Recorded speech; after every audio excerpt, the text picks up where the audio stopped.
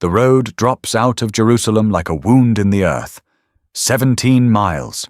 3,300 feet of descent through limestone wilderness, through gullies where the rock closes in on both sides, and the shadows come fast, and the silence is the kind of silence that makes experienced travelers move quickly and talk less. The Romans called this road essential. The locals called it something else. They called it the Way of Blood. On this road, on an ordinary afternoon in first-century Judea, a man is lying in a ditch. We do not know his name. We do not know his tribe. We do not know whether he is a Torah scholar or a fisherman or a merchant from the coast. The text gives us nothing, and that is not an accident. He has been stripped of his clothing, which means he has been stripped of every visible marker of identity. In the ancient world, you read a man's tribe, his profession, his region from what he wore. This man wears nothing. He is just a human being, bleeding, half dead, and two men who should have stopped did not, and one man who had every reason to keep walking did not. Stay with me, because the story you think you know is not the story Jesus told. And the difference lives in 3 words, 3 specific Greek words, buried inside this parable, that English translations flatten out smooth over and hand back to you, looking like a children's Bible illustration. But when you find those 3 words and hold them up to the light, the whole story cracks open. And what is inside is not a lesson about kindness. It is a confrontation about who you are willing to become. Here is where the parable begins.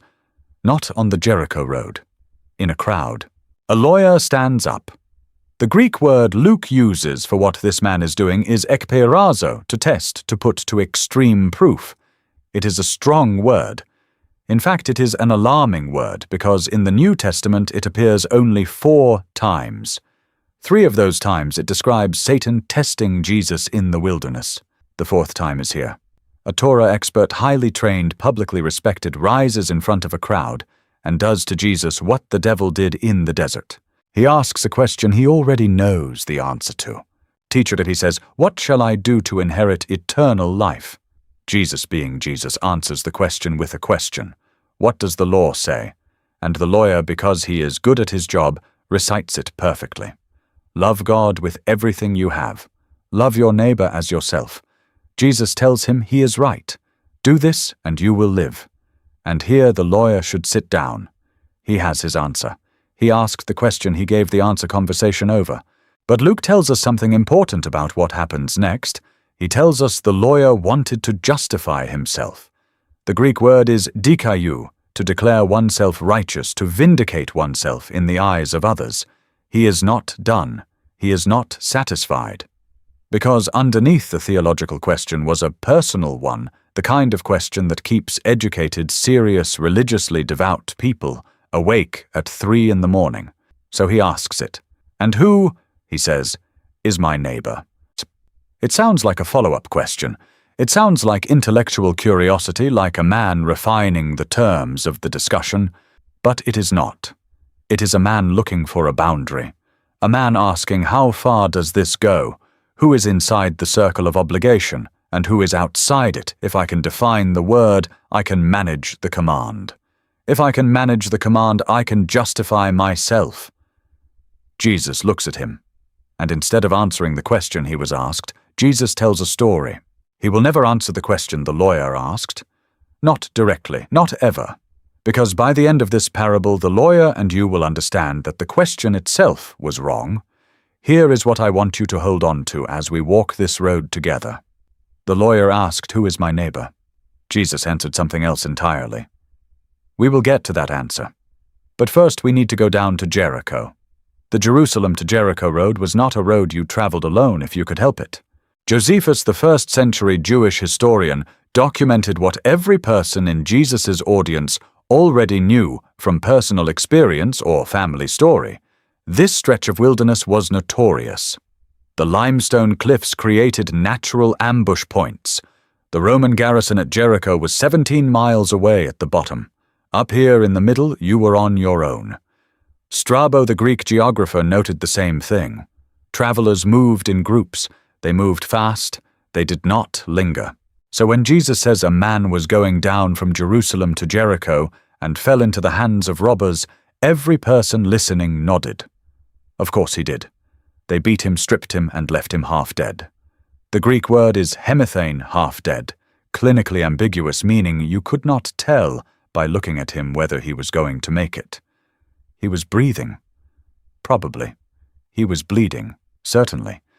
And he was lying in a ditch on the most dangerous road in Judea with nobody around. And then someone came. A priest. Now you need to understand something about priests in first-century Jewish life. They were not merely religious figures. They were the apex of the social and spiritual hierarchy. A priest was educated, respected, set apart.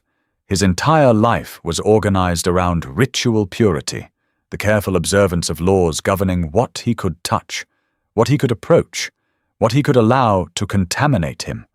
Contact with a corpse, for instance, would render him ritually unclean for 7 days, and a half-dead man in a ditch looked uncomfortably close to a corpse. Here is what most people miss about the priest. He was walking away from Jerusalem. Not toward it. Away. Which means he had already completed his temple rotation. He was heading home to Jericho because Jericho in the 1st century was a priestly city, a place where off-duty priests lived between their temple assignments.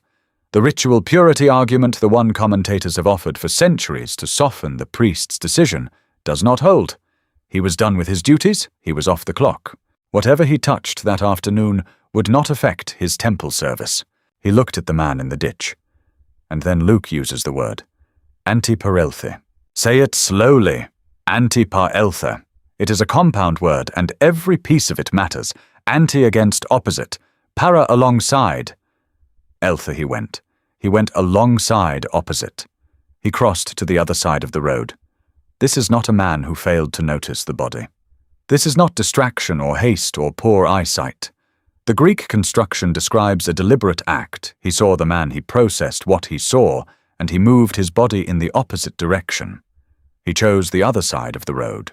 He kept walking, and then a Levite came.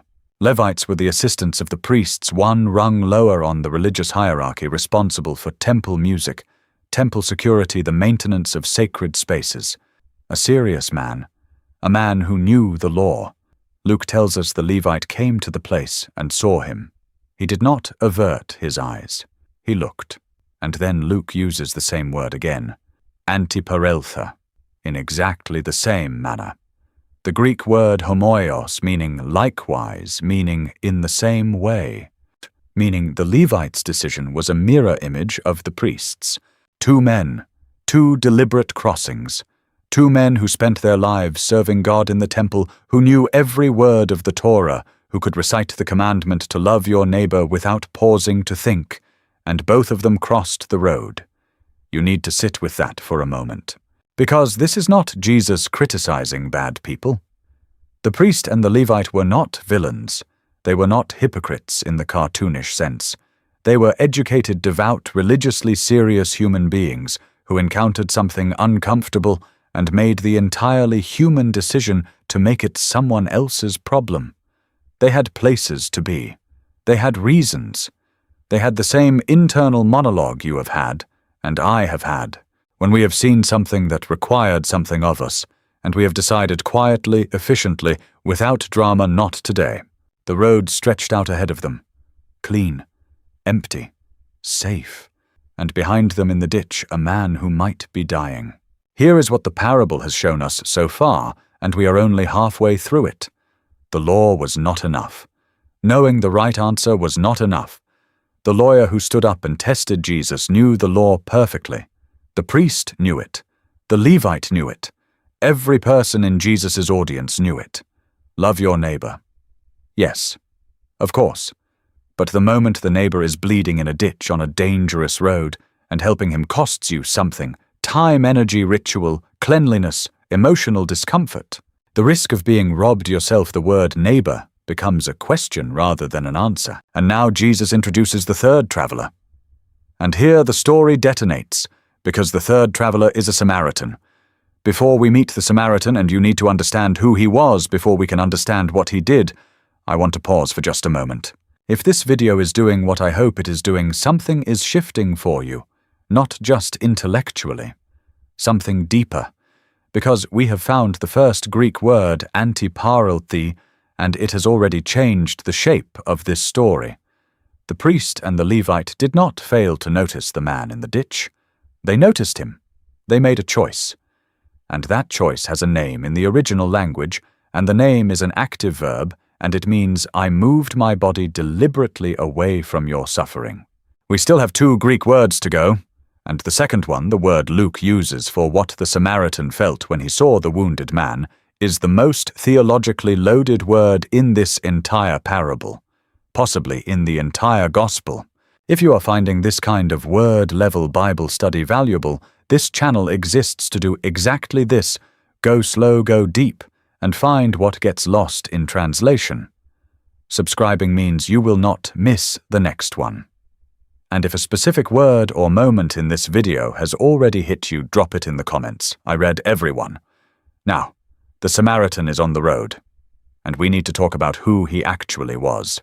To understand why the crowd went silent when Jesus said the word Samaritan, you need to go back 700 years. In 722 BC, the Assyrian Empire conquered the northern kingdom of Israel, and did what conquering empires did. They deported the population and imported settlers from other regions who intermarried with the Israelites who remained. The result was a people group that was ethnically mixed, religiously hybrid, and theologically suspect. They accepted the Torah, the 5 books of Moses, but they rejected everything else. No prophets, no writings, no Jerusalem. They built their own temple on Mount Gerizim and insisted that was the place God had chosen, not the hill in Jerusalem, where Herod's temple now stood gleaming in the sun. To a first-century Jewish audience, the Samaritans were not simply foreigners. Foreigners you could respect. Foreigners you could trade with. The Samaritans were something more specifically offensive.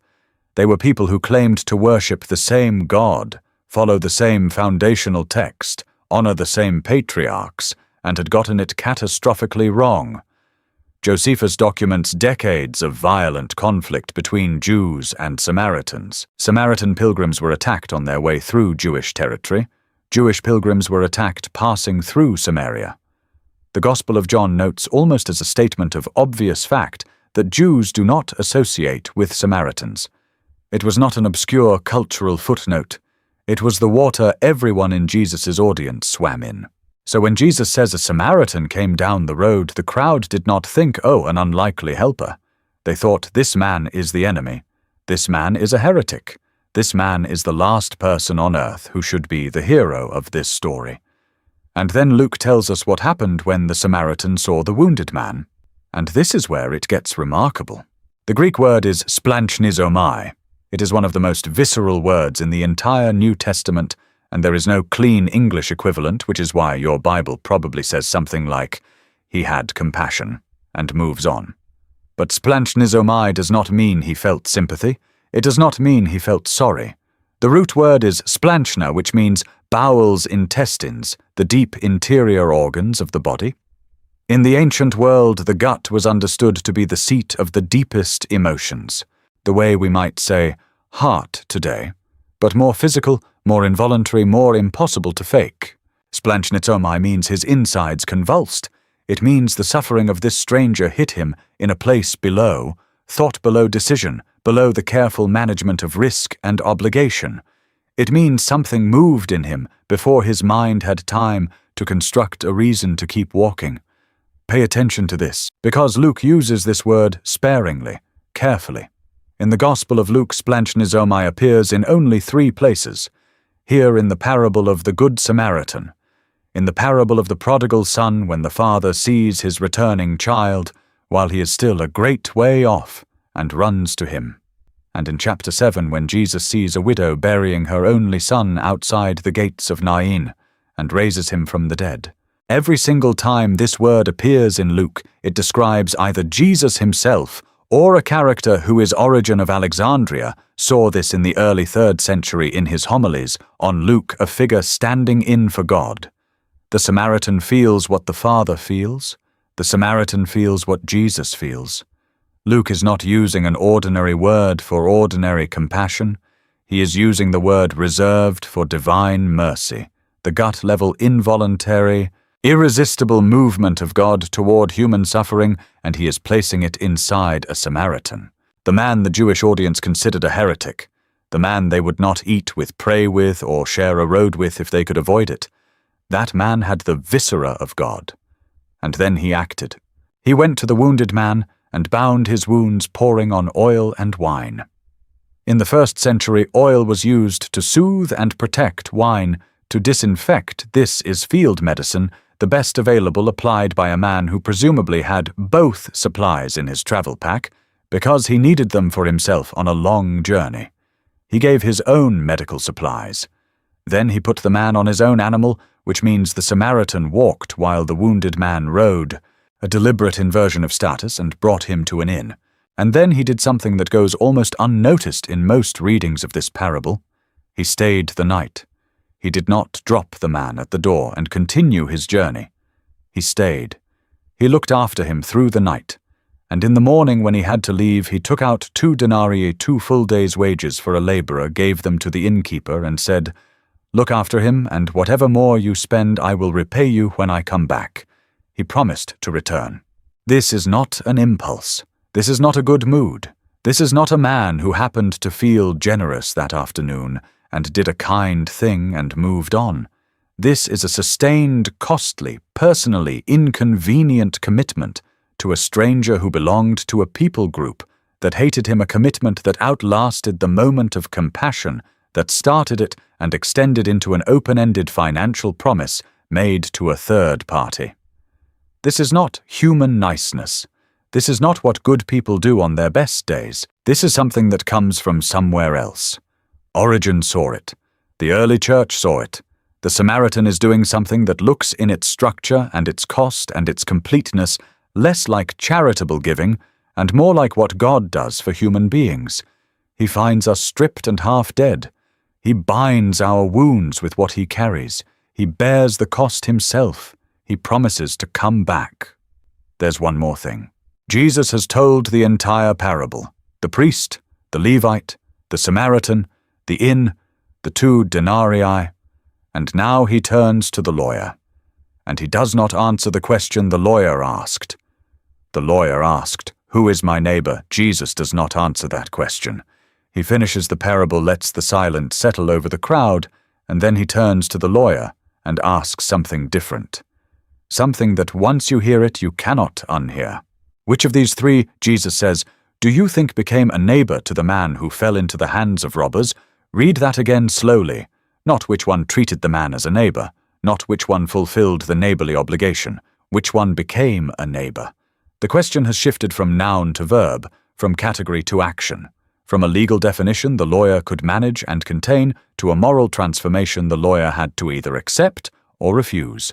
Here is the 3rd Greek word, pletion. In Greek, pletion is the word translated neighbor throughout this passage. It comes from the root pelas, meaning near, physically close in proximity.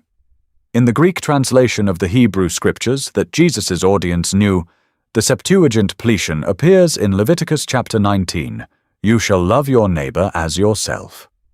The rabbis had debated for generations what that word meant. Most rulings landed in roughly the same place. Neighbor means fellow Israelite. Your people, the ones inside the covenant. You owe them love. The ones outside, Gentile Samaritans, the ritually unclean, they are a separate legal category. The lawyer's question, "Who is my neighbor?" was not a naive question. It was a trained legal question. He was asking Jesus to draw the boundary, to tell him who was inside the circle of obligation and who was outside it, to give him a definition he could use to justify himself, that word again, dikaiou, to manage his conscience, to know exactly how much was required of him and not one measure more. And Jesus refuses to draw the circle. Instead, he tells a story in which the hero is the man outside every circle the lawyer had ever drawn. And then he asks the lawyer not which man was the victim's neighbor, but which man became a neighbor, which man made nearness happen, which man closed the distance. And the lawyer answers. But here is what he cannot do. He cannot say the word. Luke records his answer with a careful, almost clinical precision. Jesus asks which of the three became a neighbor. The lawyer says, and you can feel the effort in this, the grinding resistance of a proud and educated man being forced to say something that costs him the one who showed mercy. He does not say the Samaritan. He cannot. Not in front of this crowd. Not with his reputation. Not with everything he has built his identity around. To say the Samaritan out loud, to let that word be the answer to concede that a theological enemy, a half-breed heretic from the wrong mountain, had embodied the law more completely than the priest and the Levite combined, that is too much. So he reaches for an abstraction. The one who showed mercy. True, accurate, and carefully, deliberately stripped of the name. Jesus does not press him on it. He simply says, go and do likewise. 5 words in English, 4 in Greek. And they land like a stone, dropped into still water, the ripples go out and do not stop. Now, I want to bring you somewhere, not to first-century Judea, to wherever you are right now. Because the Jericho Road did not close when the Roman Empire fell, it is open. You have walked it. I have walked it. Maybe not through limestone wilderness, but you have been on a version of that road, and you have seen something in the ditch or someone, and you have felt what the priest felt and what the Levite felt, the pull toward the other side. Not because you are evil, because you are busy and tired and you have your own problems, and helping this particular person on this particular afternoon will cost you something you were planning to spend somewhere else. Think of the last time you crossed the street. Not literally, maybe. Maybe it was a conversation you avoided, a need you saw and scrolled past, a person whose suffering entered your field of vision and exited it again without leaving a mark because you allowed it to. That is not a monstrous thing. That is a human thing. The priest and the Levite were not monsters. They were you and me on a Tuesday. But here is what the Samaritan understood, and here is what Splanchnizomai actually means when you press it all the way down to the root. He did not manage his compassion. He did not calculate the cost first, and then decide whether it was worth it. Something moved in him before the calculation started. His gut convulsed. And he let it. He let someone else's suffering become his problem before he had finished deciding whether it should. This is not a story about being kind to strangers. This is not a story about charitable giving or social responsibility or being a good person. This is not even a story about the definition of neighbor. This is a story about what happens inside you in the splanchna, in the deep interior places, when you encounter suffering you did not ask for and did not cause, and whether you let that movement in your gut become action in your hands, or whether you are already on the other side of the road before you consciously decided to cross. The lawyer wanted a boundary, a definition, a circle with a clear inside and outside. Jesus gave him a mirror, and the mirror showed a Samaritan hated, excluded, theologically condemned, by every standard the lawyer held dear, kneeling in the dirt next to a bleeding stranger and pouring out his oil and his wine and his money and his time and his promise to return. The lawyer could not say his name, but Jesus could. Jesus made him the hero, and in doing so, Jesus answered the question the lawyer never asked out loud, the one underneath the legal question, the one that keeps serious religious people awake at 3 a.m. Not who is my neighbor, but what kind of person am I going to be? So let me leave you with 3 things. The first is this. The Greek text of this parable contains details that English translation cannot fully carry.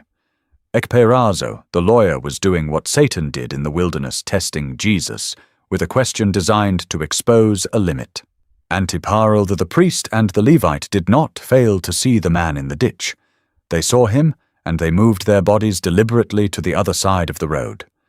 Splanchnizomai, the Samaritan, did not decide to have compassion. Something in his gut convulsed before the decision happened. And plesion neighbor is not a category you are born into. It is a proximity you choose to make. These are not minor translation footnotes. They are the architecture of the story.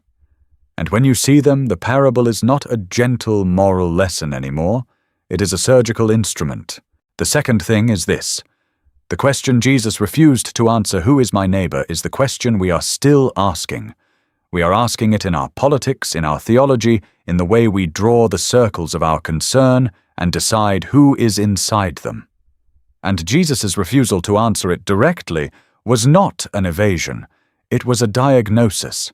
Because the moment you are asking who counts as your neighbor, you are already on the wrong side of the road. You are already constructing the justification. You are already in some quiet, interior way crossing. The question that leads somewhere is the one Jesus asked instead.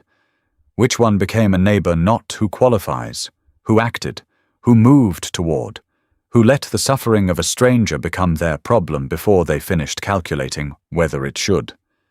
And the third thing, and I want you to stay with this one.